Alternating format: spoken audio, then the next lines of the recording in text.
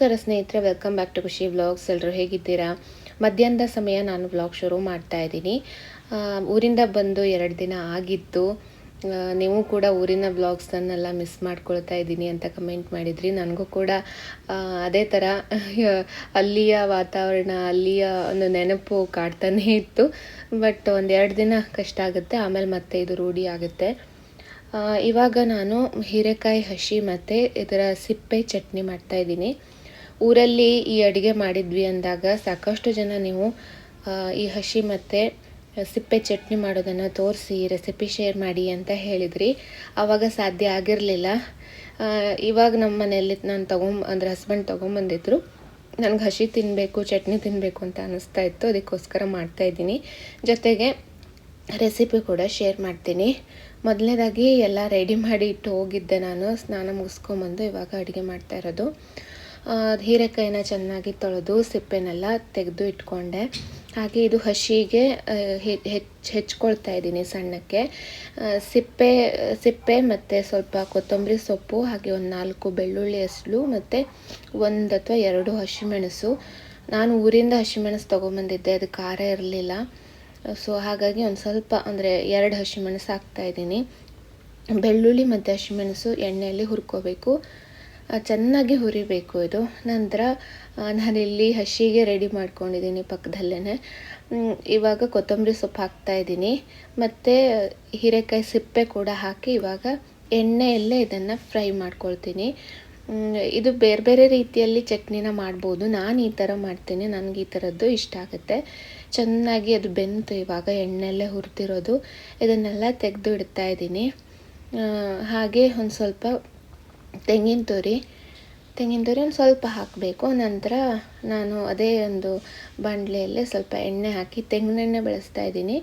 ಒಗ್ಗರಣೆ ಹಾಕ್ಕೊಂಡು ಹಸಿಗೆ ರೆಡಿ ಮಾಡ್ಕೊಳ್ತಾ ಇದ್ದೀನಿ. ಹಸಿ ಮಾಡೋದು ಕೂಡ ತುಂಬಾ ಸುಲಭ. ಹೀರೆಕಾಯಿ ಹೆಚ್ಚಿರೋದನ್ನು ಈ ಒಗ್ಗರಣೆಗೆ ಹಾಕಿದ್ರೆ ಆಯಿತು. ಒಂದು ಸ್ವಲ್ಪ ಉಪ್ಪು ಹಾಕಿದ್ರೆ ನೀರು ಚೆನ್ನಾಗಿ ಬಿಟ್ಕೊಳ್ಳುತ್ತೆ. ಇದಕ್ಕೆ ಮತ್ತೆ ನೀರು ಹಾಕೋ ಅವಶ್ಯಕತೆ ಎಲ್ಲ ಇಲ್ಲ, ಎಣ್ಣೆಯಲ್ಲೇ ಚೆನ್ನಾಗಿ ಹುರಿಯುತ್ತೆ. ಹಾಗೆ ಈ ಕಡೆ ನಾನು ಸಿಪ್ಪೆನೆಲ್ಲ ಹುರಿದಿಟ್ಕೊಂಡಿದ್ನಲ್ಲ, ಅದು ತಣ್ಣಗಾಗಿತ್ತು. ಅದನ್ನು ಇವಾಗ ಮಿಕ್ಸಿಯಲ್ಲಿ ರುಬ್ಕೊಳ್ತೀನಿ. ಸ್ವಲ್ಪ ಹುಣಸೆಹಣ್ಣು ನೆನೆಸಿ ಇಟ್ಕೊಂಡಿದ್ದೆ, ಹಾಗೆ ಒಂದು ಸ್ವಲ್ಪ ಉಪ್ಪು ಮತ್ತು ಒಂಚೂರು ನೀರು ಹಾಕಿ ಇದನ್ನು ಇವಾಗ ರುಬ್ಕೊಳ್ತೀನಿ. ತುಂಬ ಟೇಸ್ಟ್ ಆಗುತ್ತೆ ಇದು ಮಾತ್ರ. ಅದರಲ್ಲೂ ಇವಾಗಂತೂ ಈ ಪ್ರೆಗ್ನೆನ್ಸಿಯಲ್ಲಿ ಏನೋ ಗೊತ್ತಿಲ್ಲ, ಈ ಥರದ್ದು ಈ ಹಸಿರು ಚಟ್ನಿ ಇದನ್ನೆಲ್ಲ ತಿನ್ನಬೇಕು ಅಂತ ಅನಿಸುತ್ತೆ. ಸೊ ಹಾಗಾಗಿ ನಾನು ಮಾಡ್ಕೊಳ್ತಾ ಇರ್ತೀನಿ.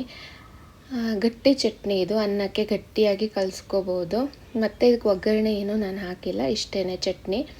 ಹಾಗೆ ಹಸಿ ನಾನು ಬೇಯಿಸಿದ್ನಲ್ಲ ಅದನ್ನು ಕಾಯಿ ಹಾಲಿಗೆ ಹಾಕ್ಕೊಳ್ತಾ ಇದ್ದೀನಿ.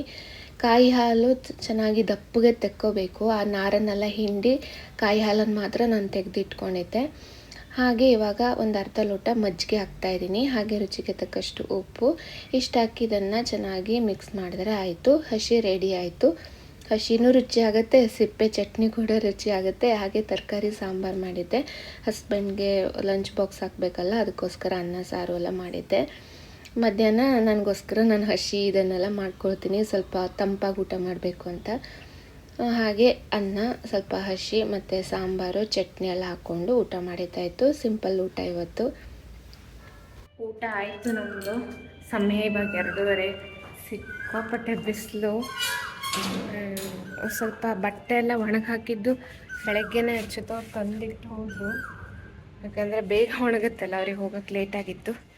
ಹಾಗೆ ನಾನು ಊರಿಂದ ಹಲಸಿನಕಾಯಿ ತೋರಿಸಿದ್ನಲ್ಲ, ಅದನ್ನು ಹೋಳು ತಗೊಂಬಂದಿದ್ದೆ. ಹಾಗೆ ತಗೊಂಬಂದಿದ್ದೆ, ಅದು ಒಣಗಿರಲಿಲ್ಲ. ಸೊ ಇಲ್ಲೇ ಬಿಸಿಲಲ್ವಾ, ಇಲ್ಲಿ ಒಣಗಿಸೋಣ, ಹೊರಗಡೆ ಟೆರೆಸ್ ಮೇಲೆ ಒಣಗಿ ಹಾಕೋಣ ಅಂದರೆ ಮಂಗ ಎಲ್ಲ ಬಂದು ಹಾಳು ಮಾಡಿಬಿಡುತ್ತೆ. ಹಾಗಾಗಿ ನಾವೊಂದು ಹೊಸ ಪ್ಲ್ಯಾನ್ ಮಾಡಿದ್ವಿ. ಒಂದು ಬಟ್ಟೆ ಬ್ಯಾಗನ್ನು ಚೆನ್ನಾಗಿ ತೊಳೆದು ಆ ಬಟ್ಟೆ ಬ್ಯಾಗ್ನಲ್ಲಿ ಹಾಕಿ ಈ ಥರ ಈ ಬಟ್ಟೆ ಒಣಗಾಕೋ ತಂತಿ ಮೇಲೇ ಒಣಗಾಕೋದು. ಇದರಿಂದ ಮಂಗಗಳು ಮುಟ್ಟಲ್ಲ. ನಮ್ಮದು ಇದು ಏನೇ ಐಟಮ್ ಇದ್ದರೂ ಒಣಗುತ್ತೆ. ಕೆಲವು ಸಲ ಕೊತ್ತಂಬರಿ ಬೀಜ ಅಥವಾ ಏನಾದರೂ ನಮಗೆ ಒಣಗಿ ಹಾಕಬೇಕಾಗತ್ತಲ್ಲ. ಸೊ ಆವಾಗ ಹಿಂಗೆ ನೆಲದ ಮೇಲೆ ಒಣಗಾಕಿದ್ರೆ ಮಂಗ ಯಾವುದನ್ನು ಇಡೋದಿಲ್ಲ. ಈ ಥರ ಮಾಡಿದ್ರೆ ಚೆನ್ನಾಗಿ ಒಣಗುತ್ತೆ. ಚೆಂದ ಒಣಗಿದೆ. ಇವಾಗ ತೆಕ್ಕೊಂಡು ಹೋಗ್ತೀನಿ. ವಿಡಿಯೋ ಮಾಡೋಕ್ಕಾಗ್ತಿಲ್ಲ, ನನಗೆ ಅಷ್ಟು ಬಿಸಿಲು ಹೊಡಿತಾ ಇದೆ. ನಿನ್ನೆನೂ ಒಣಗಿ ಹಾಕಿದ್ವಿ, ಇವತ್ತು ಒಣಗಿ ಹಾಕಿದ್ದೀವಿ. ಇದು ಚೆನ್ನಾಗಿ ಒಣಗಿದೆ. ಇನ್ನೂ ಬಿಸಿಲು ಬೇಕು ಅಂತ ಅನಿಸೋದಿಲ್ಲಪ್ಪ, ಕಟ ಕಟ ಆಗ್ತಿದೆ. ಬೇಕು ಅಂದರೆ ನಾಳೆ ಇನ್ನೊಂದು ಹಾಕಿ ಒಂದು ಸಲ ಒಣಗಿಸಿ ಆಮೇಲೆ ಸ್ಟೋರ್ ಮಾಡಿ ಇಟ್ಕೊಂಡ್ರೆ ಆಯಿತು. ಇಲ್ಲದೇ ಇದ್ದಾಗಲೂ ಗಿಡ ಎಷ್ಟು ಚೆನ್ನಾಗಾಗಿದೆ ನೋಡಿ. ಟೊಮೆಟೊ ಗಿಡ ಸತ್ತೋಗಿದೆ, ಮಿಕ್ಕಿದ್ದೆಲ್ಲ ತುಂಬ ಚೆನ್ನಾಗಿ ಗ್ರೀನ್ ಆಗಿದೆ. ಮಳೆ ಬರ್ತಾನೆ ಇತ್ತು ಅನಿಸುತ್ತೆ.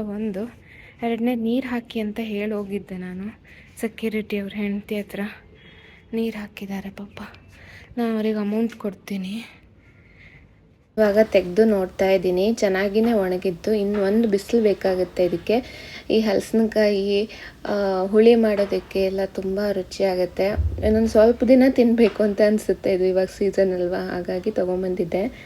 ಆಗಿದೆ, ಇನ್ನೇನು ಮಳೆ ಬರ್ಬೋದು. ಸಮಯ 4 ಗಂಟೆ ಮಾಡಿದ್ದಾಳೆ.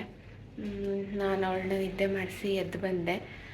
ಮೊದಲೆಲ್ಲ ನಾನು ಒಂದು ಸ್ವಲ್ಪನೂ ಮಲಗ್ತಾನೆ ಇರಲಿಲ್ಲ, ಬಟ್ ಇವಾಗ ವಾಕ್ ಆದಮೇಲೆ ಊಟ ಮಾಡಿ ವಾಕ್ ಮಾಡಿ ಆನಂತರ ಒಂದು ಸ್ವಲ್ಪ ಹೊತ್ತು ನನಗನ ಜೊತೆ ಮಲಗ್ತೀನಿ.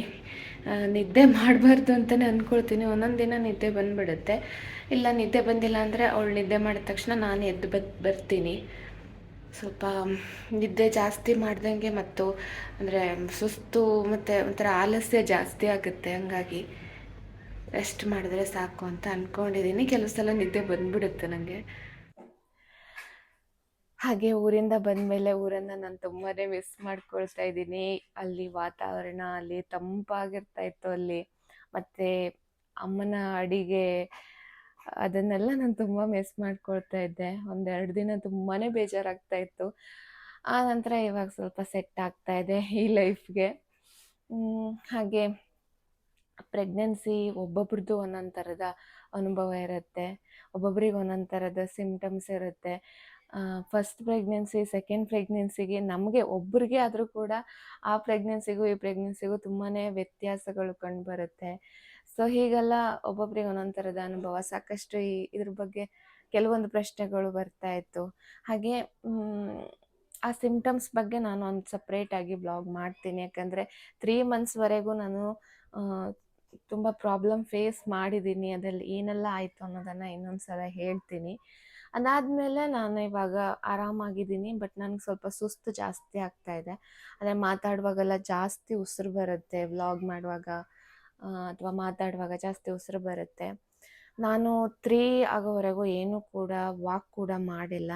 ಇವಾಗ 3 ಆದಮೇಲೆ ವಾಕ್ ಶುರು ಮಾಡಿದ್ದೀನಿ. ಇನ್ಮೇಲೆ ಸ್ವಲ್ಪ ಯೋಗ ಎಲ್ಲ ಮಾಡಬೇಕು ಅಂತ ಅಂದ್ಕೊಂಡಿದ್ದೀನಿ.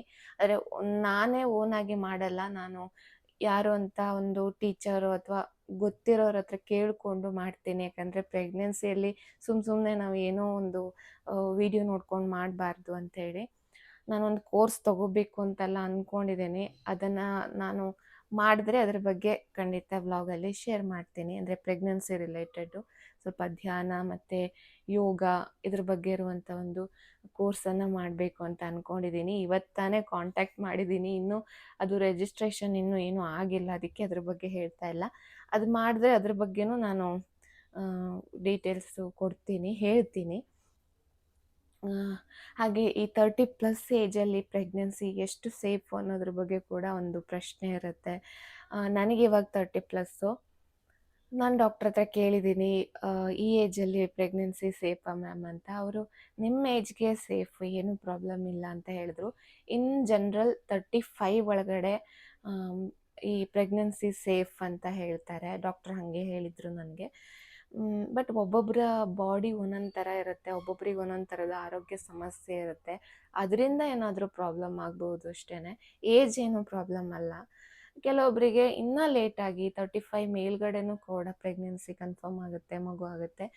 ಸೊ ಅದು ಅಂದರೆ ಅವರವರ ಬಾಡಿ, ಅಂದರೆ ಎಲ್ರಿಗೂ ಈ ಏಜಿಂದನೇ ಪ್ರಾಬ್ಲಮ್ ಆಗುತ್ತೆ ಅಂತ ಖಂಡಿತವಾಗ್ಲೂ ಇಲ್ಲ. ಸೊ ಇನ್ನೂ ಲೇಟಾಗಿ ಕೂಡ ಮಗು ಮಾಡ್ಕೊಳ್ಳೋರು ಇರ್ತಾರೆ, ಆರಾಮಾಗಿ ಆರೋಗ್ಯವಾಗಿರೋರು ಕೂಡ ಇರ್ತಾರಲ್ವ. ಸೊ ಹಾಗಾಗಿ ಸದ್ಯಕ್ಕೆ ನಾನು ಆರೋಗ್ಯವಾಗಿದ್ದೀನಿ, ಖುಷಿಯಾಗಿರೋದಕ್ಕೆ ಟ್ರೈ ಮಾಡ್ತಾ ಇದ್ದೀನಿ. ಅದು ಯಾಕೆ ಹಾಗೆ ಹೇಳಿದೆ ಅಂದರೆ ಊರಿಂದ ಬಂದ ತಕ್ಷಣ ಸ್ವಲ್ಪ ನಾನು ಸಪ್ಪಗೆ ಆಗಿದ್ದೆ, ಮಿಸ್ ಮಾಡ್ಕೊಳ್ತಾ ಇದ್ದೆ. ಇವಾಗ ಮತ್ತೆ ಸರಿ ಆಯಿತು ಎಲ್ಲ. ಈ ಲೈಫ್ಗೆ ಸೆಟ್ ಆಗ್ತಾ ಇದ್ದೀನಿ. ಮೇಯ್ನಾಗಿ ಸೆಕೆ ಅಂತ ಒಂಥರ ಕಷ್ಟ ಆಗ್ತಿತ್ತು ಅಷ್ಟೇ. ಹಾಗೆ ಸಂಜೆ ಒಂದು 5:30 ಮೇಲೆ ಚೆನ್ನಾಗಿ ಮಳೆ ಬಂದಿದೆ ನಿನ್ನೆ ಬೆಂಗಳೂರಲ್ಲಿ. ಸೊ ಒಂದು ಸಲ ತಂಪಾಯಿತು, ಸಿಕ್ಕಾಪಟ್ಟೆ ಸೆಕೆ ಅಂತ ಅನ್ನಿಸ್ತಾ ಇತ್ತು.